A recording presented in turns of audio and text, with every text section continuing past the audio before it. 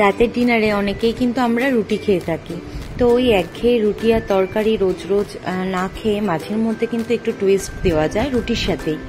মাঝের মধ্যে এরকম হয় যে রুটি করে নিলাম, তারপরে আর একদম খেতে ইচ্ছা করছে না, তখনই মাথা থেকে এরকম একটা কিছু না কিছু আইডিয়া বের হয়। তো আজকে ভাবলাম যে এটা তোমাদের সাথেও শেয়ার করি, যেটা আমি মাঝের মধ্যে করে থাকি।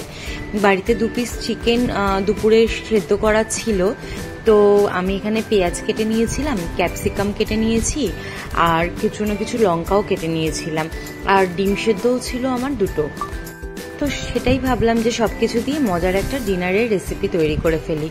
তো কুচিয়ে রাখা পেঁয়াজ, ক্যাপসিকাম, কাঁচা লঙ্কা সবকিছু একটু তেলের মধ্যে ভালোভাবে ফ্রাই করে নিয়েছি।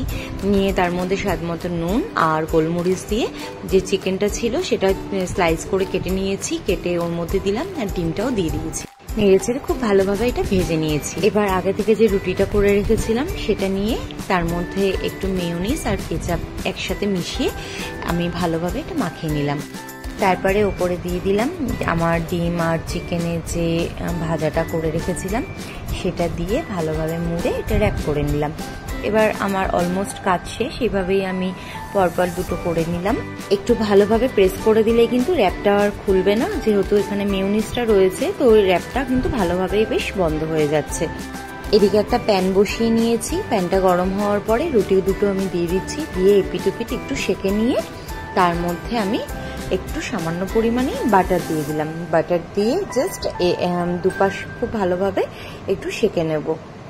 ব্যাস রেডি হয়ে গেল আমার একঘেয়ে রুটি দিয়ে ইয়ামি একটা ডিনারের রেসিপি, যেটা খেতেও যেরকম মজাদার আর করতেও কিন্তু খুব বেশি সময় লাগলো না।